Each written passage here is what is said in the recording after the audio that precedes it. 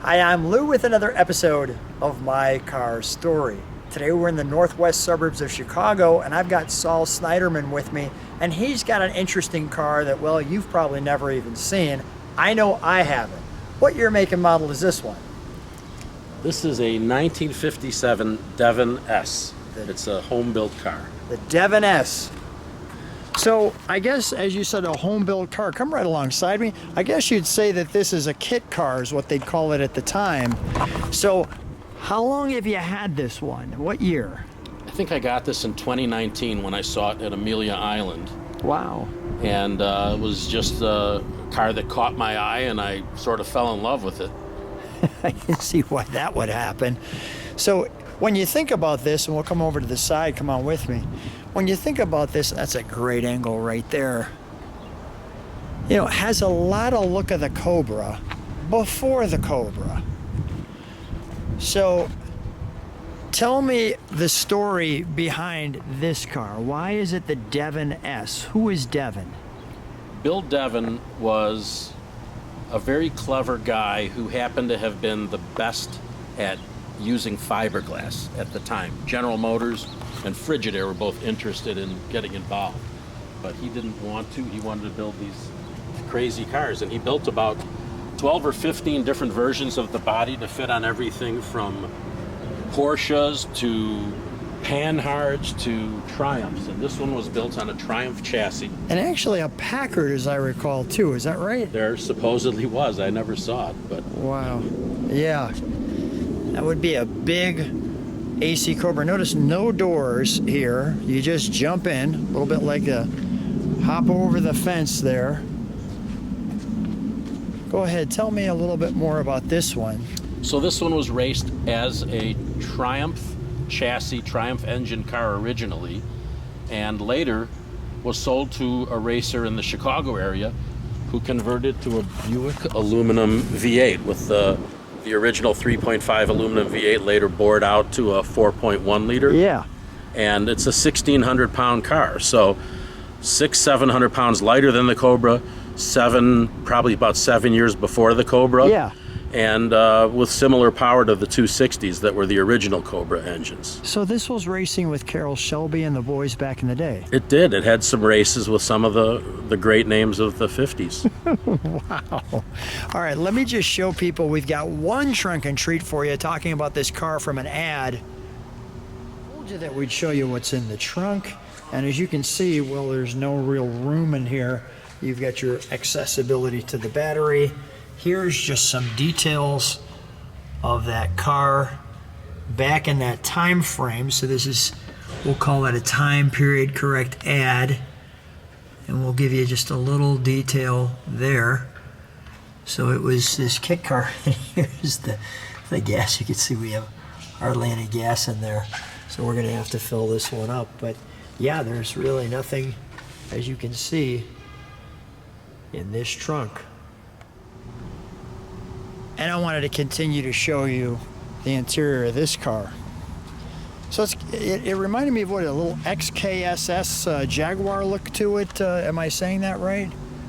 Yeah, the Jaguar XKSS was similar, had fenders that were sort of similar, but this was kind of modeled after a car called an Ermini, E-R-M-I-N-I. Okay. And that was a small Italian car that Devin liked and decided that he wanted to build something like it that was affordable. And he sold these bodies for $295. Wow. So he saw that inspired him. Now this Devin S, this is all the way it came back in the day. That dash was part of the restoration. We don't really know what the original dashboard looked like. There were no interior pictures of the car. Got it. So the Devin S steering wheel is all custom? Yes. Got it. Okay, let's open it up, shall we? Sure. I'm going to have you jump on the other side. So how we open the hood. Lever down and pick it up right above the tire. And we pick it up right here, like so, gently, because we've got this prop right there. There's your hole. And that's kind of the model number, we'll call it, of the kit car. You could see the entrance in for the air, and voila. Most of these VIN numbers were based on the Triumph engine number or whatever the original chassis was. So this number doesn't really coincide with the engine or the chassis anymore, but it is the original number. That's all the exciting thing about when you see a car like this. You know, you think you know something about cars, and then I come and meet you, and I know nothing about this. And it's just fascinating. I mean, look at the bundle of snakes here, nicely, tightly compacted. You know, the Offenhauser engine, valve covers, and you can even see the Offenhauser, looks like looks like it's lightweight aluminum. You know, Edelbrock here. So what's the cubic inch or liters on this one? So these were originally, the Buick Rovers were aluminum block, aluminum head, 215 cubic inch. They're called 3.5 liters.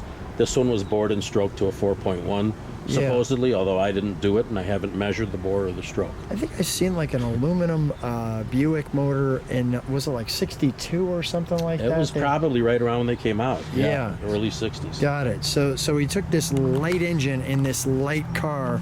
Look at even the body shape here. Well, let's fire it, shall we? Sure. We'll let it idle, and then we'll give it a rev.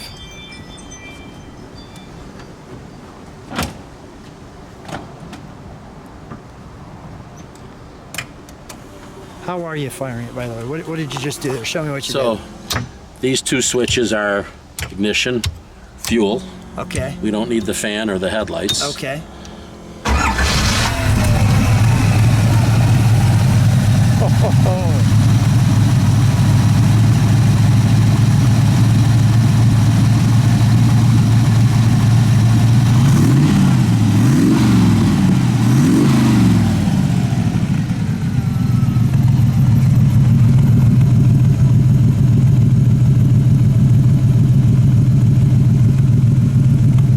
So you can put the baby to sleep on this one. Give it one more good rev for me.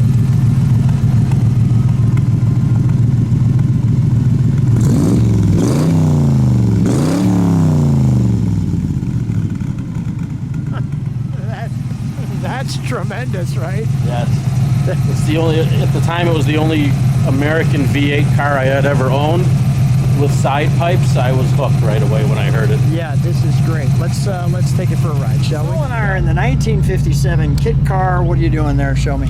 I was just turning on the cooling fans. The cooling fans. Okay, all right. Let's get rolling. Let me let you see what we're seeing here. Like that.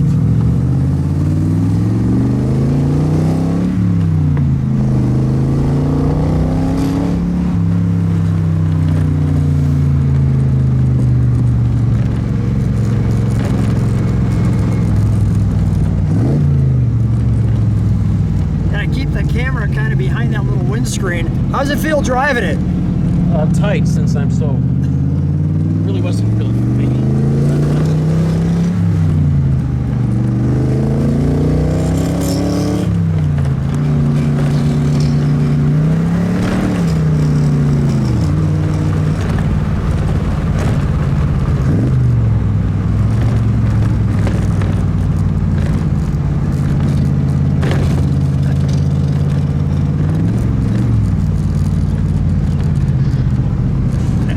One question for you. We'll maybe make a U-turn here. Is this street legal? Yes. Okay. All right. Good. So you are able to.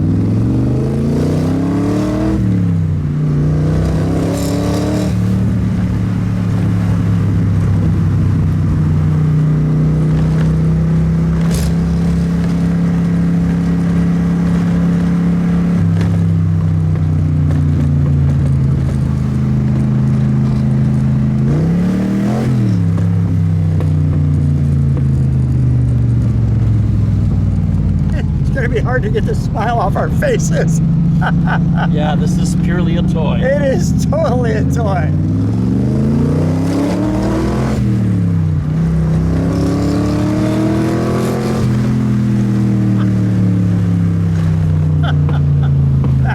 That's a lot of fun. That's tremendous.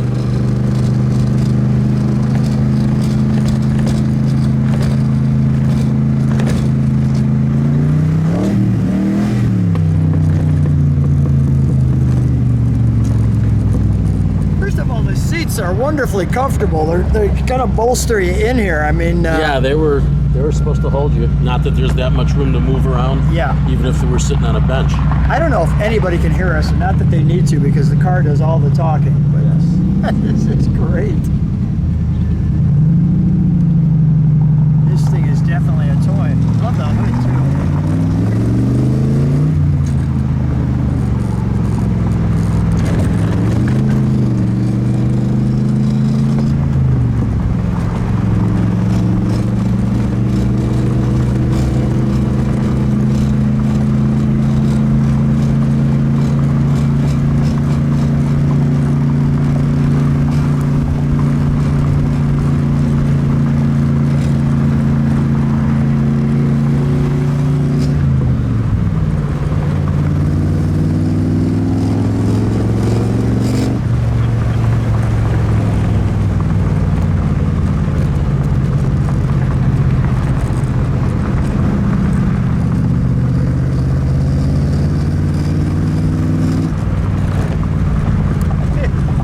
It's a body go-kart.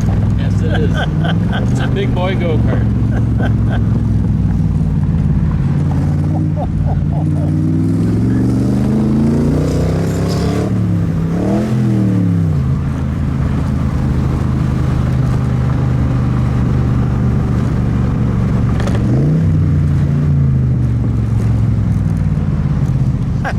That's where you roll. I like how you Is my took hair all right? Your hair's perfect. Yeah, matter of fact, it's all slicked back now.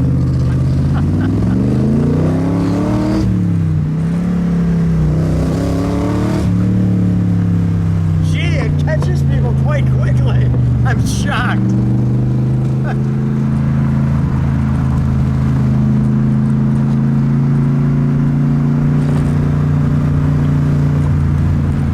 Well, it's tremendously fun. I mean, It's wow. one of my best toys. Oh, for sure. I mean, and as I understand, you're willing to part with it. Yes. All right. I've had my fun. We've had some fun with it. Hopefully you can hear me. If you get a chance to hear me. We'll slow down so they can hear me for a second. All right, we'll give them just a moment of conversation. So if you can hear me, you can see that we're willing to part with it. And put your notes in the comments. I'll take a look. And based on if you're interested, we'll get you emailing me, and we can see what if you're eligible for a buyer. So feel free to make a bid, and I'll let you know if you're in the range or not. So, what a tremendous car! Thank you. It doesn't get much more fun than this. We'll give them just a little more of this.